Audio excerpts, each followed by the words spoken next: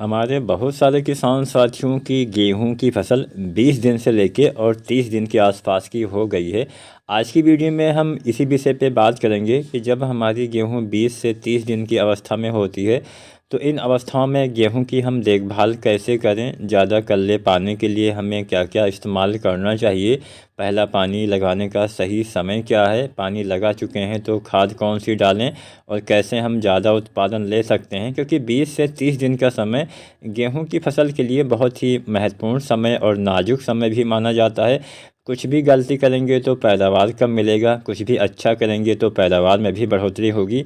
तो आज हम इसी बात पे चर्चा करेंगे, तो पूरा वीडियो किसान साथियों आप ज़रूर देखिएगा और कुछ भी आपके मन में सवाल है तो आप कमेंट कर सकते हैं। तो चलिए जानते हैं, सबसे पहले जिन किसान साथियों की फसल 20 दिन के या 30 दिन के आसपास की है वो क्या करें। तो 20-25 दिन की अवस्था में हमें गेहूं की फसल में पहला पानी लगाना चाहिए। पहला पानी गेहूं की फसल के लिए बहुत ही मायने रखता है। अगर आप पानी लगाने में देर कर देते हैं तो भी नुकसान होता है। नुकसान ऐसा होता है जो आपको उत्पादन में भी कमी देखने को मिलेगी। कैसा नुकसान होता है? पहला पानी हम जिस अवस्था में लगाते हैं उस अवस्था को हम बोलते हैं जड़ अवस्था, यानी इस समय जड़ों का फैलाव होता है। अगर पहला पानी आप बहुत देर से लगाते हैं तो जड़ों के फैलाव में काफ़ी देरी हो जाती है, क्योंकि सभी चीज़ का एक निश्चित टाइम होता है। जमाव का निश्चित टाइम होता है, कल्ले के फुटाव का निश्चित टाइम होता है, बालियाँ आने का निश्चित समय होता है। सभी चीज़ें समय पे ही होती हैं। बस हाँ, यही होता है कि अगर आप समय से सिंचाई नहीं करेंगे तो उसमें बाधाएँ आएंगी। सही से जड़ों का विकास फैलाव नहीं होने से आपके पौधे में कल्ले कम रह जाएंगे, जिससे उत्पादन में कमी देखने को मिलेगी। तो पहला पानी 20 दिन से लेके और 25 दिन तक आपको गेहूं की फसल में लगा देना चाहिए। यह वैज्ञानिक समय बताया जाता है। तो पहला पानी तो आपने लगा दिया। पहला पानी लगाते समय आपको दो बातों का ध्यान देना है। एक तो बहुत ज़्यादा पानी भरना नहीं है। अगर आप ज़्यादा पानी भर देते हैं तो फसल आपकी पीली हो सकती है। अगर पौधे पीले हो जाते हैं तो उसमें कल्ले फुटाव कम होता है, जड़ों का विकास नहीं हो पाता है, कल्ले उसमें कम आते हैं और बाद में उत्पादन भी आपको कम ही मिलता है। और ये जो पानी वाला पीलापन होता है ये किसी भी चीज़ से, किसी भी दवा, किसी भी खाद से ये ठीक नहीं होने वाला है। इस बात का ध्यान आपको देना पड़ेगा। तो अगर आपने सिंचाई कर दी है तो अच्छी बात है, नहीं की है, 20-25 दिन की फसल है तो आप पहला पानी लगा दें। 2-4 दिन आगे पीछे चल जाएगा, मान लीजिए थोड़ा नमी है तो आप कुछ आगे भी बढ़ सकते हैं 2-4 दिन, लेकिन हाँ 20-25 दिन का समय ही वैज्ञानिक समय होता है। पहला पानी लगाने के बाद बात आती है खाद के बारे में, क्या हमें प्रयोग करना चाहिए। तो पहला पानी लगाने के बाद हम सबसे पहली चीज़ इस्तेमाल करते हैं यूरिया, क्योंकि इस समय नाइट्रोजन की पौधे को ज़्यादा आवश्यकता पड़ती है। क्योंकि इस समय पौधे का वानस्पतिक विकास होना स्टार्ट होता है। जमाव के बाद पौधे में पहला पानी लगाने के बाद ही अच्छे से ग्रोथ होना स्टार्ट होती है। तो पहला पानी लगाने के बाद आपको यूरिया इस्तेमाल करना है। यूरिया कितना डालना है? यूरिया आपको लगभग 40 से 45 किलो पर एकड़ के हिसाब से इस्तेमाल करना चाहिए। इतनी मात्रा 1 एकड़ खेत के लिए किसान साथी पर्याप्त रहती है। अगर आपने कोई ऐसी वैरायटी लगाई हुई थी जो कुछ ज़्यादा उत्पादन देने की क्षमता रखती है, जैसे अगर आपने अगेती बुआई की है, आपकी जो वैरायटी है ज़्यादा पैदावार देती है, तो 10-12 किलो यूरिया आप बढ़ा के भी डाल सकते हैं। तो वही 55 किलो, 56 किलो, 57 किलो यूरिया ऐसी वैरायटी में आपको डालना है जो आपने अगेती बुआई की है और ज़्यादा उत्पादन देती है। हालांकि अगेती बुआई में पहला पानी लग चुका होगा, लेकिन मैंने जानकारी के लिए आपको बता दिया कि जो अगेती जो किसमें ज़्यादा उत्पादन देती हैं उसमें यूरिया के साथ साथ सभी खादों की मात्रा भी आपको कुछ ज़्यादा डालना पड़ता है। तो उसमें 55 किलो या 57 किलो यूरिया आप, यानी 12 किलो 13 किलो यूरिया आप बढ़ा के इस्तेमाल करिएगा। अब बात करते हैं कि यूरिया तो हमने डाला जिससे नाइट्रोजन की पूर्ति हो गई। अक्सर इसी समय हम जिंक खाद का इस्तेमाल करते हैं। अब हालांकि हमने जिंक के ऊपर वीडियो भी बनाया हुआ है, लेकिन जिन किसान साथियों ने नहीं देखा है उनको मैं एक जानकारी दे दूं। अगर आप जिंक का इस्तेमाल यूरिया के साथ करते हैं, हालांकि डाल सकते हैं, लेकिन हाँ मेरा मानना यही है कि कभी भी जिंक हो चाहे आप कोई दूसरी ऐसी खाद जो माइक्रोन्यूट्रिएंट्स की कैटेगरी में आते हैं, जो सूक्ष्म तत्व की कैटेगरी में आते हैं, उनको अगर आपको अपने खेत में फसल में डालना भी है तो उनका आपको स्प्रे विधि से इस्तेमाल करना चाहिए। यानी पत्तियों के ऊपर छिड़काव विधि से उसका प्रयोग करेंगे तो ही उसका ज़्यादा लाभ मिलेगा। जिंक अगर आप मिट्टी में डालते हैं तो ये तरीका आप छोड़ दीजिए, अब से आप जिंक का स्प्रे करिए। स्प्रे करने से 2-3 फ़ायदे, बहुत सारे फ़ायदे हैं। क्या फ़ायदा है? एक तो मात्रा कम लगने वाली है, दूसरा इसका लाभ आपको ज़्यादा मिलेगा और इसका असर जल्दी होता है। जो आप मिट्टी में जिंक डालेंगे, अगर आपकी मिट्टी का पीएच ज़्यादा है तो अघुलनशील हो जाएगा। बहुत सारे किसान साथी फास्फोरस वाली खादों के साथ डाल देते हैं, वो भी बेकार हो जाता है। तो मिट्टी में डालने से बहुत सारे आपको मतलब चीज़ें देखनी पड़ेंगी, और अगर आप स्प्रे करते हैं तो इसका ज़्यादा प्रयोग पौधे कर पाते हैं। तो अगर आप 33% वाली जिंक अगर आप मिट्टी में डालना ही चाहते हैं तो 5 किलो से लेकर 7 किलो यूरिया के साथ मिला के डाल सकते हैं, या फिर 21% वाला जिंक 8 किलो से लेकर 10 किलो यूरिया के साथ मिला के डाल सकते हैं। लेकिन जैसा कि मैंने बोला, स्प्रे करना चाहते हैं तो भी आप 33% वाले जिंक का स्प्रे कर सकते हैं। इसकी मात्रा लगेगी लगभग 750 ग्राम।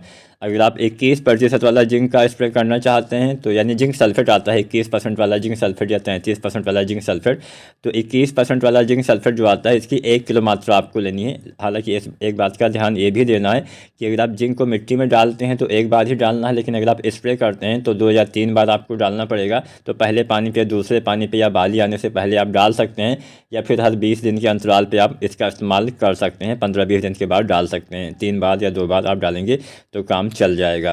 तो मात्रा मैंने बता ही दी है, हर बार इतनी ही मात्रा में डालना है। लेकिन अगर आप जिंक सल्फेट का स्प्रे करते हैं तो सिंगल जिंक का स्प्रे नहीं करना है, इसके साथ आपको दानेदार यूरिया 1 किलो, 2 किलो, 3 किलो आप मिला के डालेंगे तो ही फ़ायदा मिलेगा। अगर आप सिंगल जिंक का स्प्रे कर देते हैं तो पत्तियां वगैरह आपकी जल सकती हैं। इस बात का भी आपको ध्यान देना। अगर आप यूरिया नहीं भी मिलाना चाहते हैं तो बुझे हुए चूने का पानी आप यूज कर सकते हैं। एक जिंक आती है 12% वाली चिलेटेड वाली जिंक, इसका इस्तेमाल भी आप कर सकते हैं। इसकी लगभग 100 से 125 ग्राम मात्रा पर एकड़ के हिसाब से डालना है। एक बार में इतनी मात्रा पर्याप्त रहेगी, और इसका इस्तेमाल आप किसी भी NPK वगैरह के साथ कर सकते हैं। बाई चांस अगर आप NPK 19-19-19 डालने वाले हैं तो इसके साथ भी इसको डाला जा सकता है। लेकिन हाँ, कंडीशन ये होती है कि सभी को अलग अलग घोलना होता है। इसको आप फास्फोरस वाली खाद के साथ मिला तो सकते हैं, लेकिन लंबे समय तक मिला के रख नहीं सकते। इसलिए अलग बर्तन में आपको NPK डालना है, यानी घोलना है, और अलग बर्तन में आपको जो जिंक है उसको घोलना है। दोनों को अलग अलग बर्तन में घोल के टंकी में जब आपको डालना हो तो एक साथ डाल के मिला के आप इसका इस्तेमाल आसानी से कर सकते हैं। जिंक कोई भी आप डालें, 2 या 3 बार आपको डालना है। पहली बार पहले पानी पे, दूसरी बार दूसरे पानी पे, और तीसरी बार आपको बाली आने से पहले गबोड़ अवस्था के आसपास आप इस्तेमाल कर सकते हैं। तो यहाँ पे हमने जिंक यूरिया के बारे में आपको बता दिया। यूरिया के साथ एक और चीज़ है जिसका इस्तेमाल किया जा सकता है, वो है सल्फ़र। जिन किसान साथियों ने बुआई के समय DAP डाला है या फिर NPK डाला है, वो किसान साथी सल्फ़र का इस्तेमाल अवश्य करें।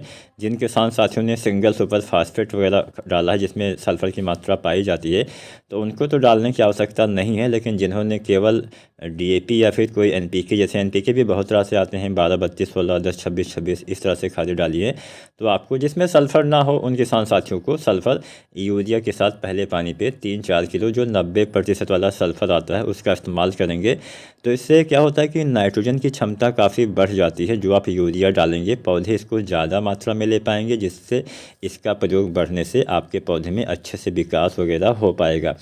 आप चाहें तो जब आप यूरिया डालते हैं, सल्फ़र वगैरह डालते हैं, तो साथ में आप कोई भी ग्रोथ प्रमोटर अगर आप डालना चाहें या इससे पहले भी आप डाल सकते हैं।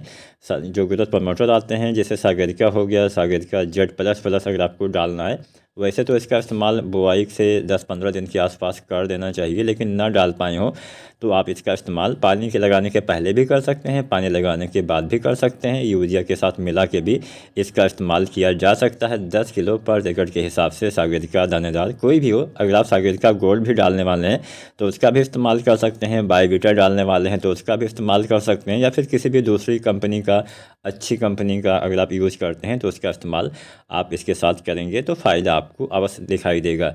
तो 25 से 30 दिन के आसपास आपको यूरिया, जिंक वगैरह डाल देना है। अगर आप NPK डालने वाले हैं तो मान लीजिए आपने 25 दिन पे, मान लीजिए आपने 20-22 दिन पे सिंचाई की, 2-4 दिन के बाद आपने यूरिया डाला, तो 30 दिन की या 32 दिन या 35 दिन तक आपको NPK 19-19-19 आपको तब डालना है। NPK वगैरह इसलिए डाला जाता है ताकि पौधे में बूस्टिंग का काम मिले। अगर आपकी फसल पहले से अच्छी है, हरी भरी है, अच्छे कल्ले आपको दिख रहे हैं, कोई भी आपको अपने पौधे में कमज़ोरी नहीं दिख रही है, तो फालतू में पैसा लगाने से कोई फ़ायदा नहीं है। हाँ, अगर फसल में थोड़ा सा कमज़ोरी आपको दिख रही है, आपकी फसल 30 दिन के आसपास की हो गई है, 35 दिन तक अच्छी ग्रोथ वगैरह नहीं दिख रही है, तो कमज़ोर फसल में आप NPK 19-19-19 डालेंगे तो ये काम क्या करेगा। कई बार ऐसा होता है कि मिट्टी वाले खादें सही से काम नहीं करती हैं, तो कुछ बूस्टिंग का काम ऊपर से जब मिल जाता है तो जड़ें भी सही से काम कर पाती हैं। जड़ें जो मिट्टी में खादें मौजूद है उसको सही से ले पाती हैं। तो आप NPK 19-19-19 फसल अच्छी ग्रोथ ग्रोथ नहीं कर रही है तो 1 से 1.5 किलो पर एकड़ के हिसाब से अगर आप 30-35 दिन के आसपास तक डाल देते हैं तो इससे बढ़िया फ़ायदा मिलेगा, अच्छी ग्रोथ होगी, अच्छी बढ़वार होगी, अच्छा फुटाव होगा और बम्पर आपको कल्ले भी दिखा देंगे और बढ़िया उत्पादन भी आपको देखने को मिलेगा। इस अवस्था में 20 से 30 दिन तक आपको खरपतवार का नियंत्रण भी कर देना चाहिए। वीडियो जानकारी अच्छी लगी हो तो लाइक शेयर करिए।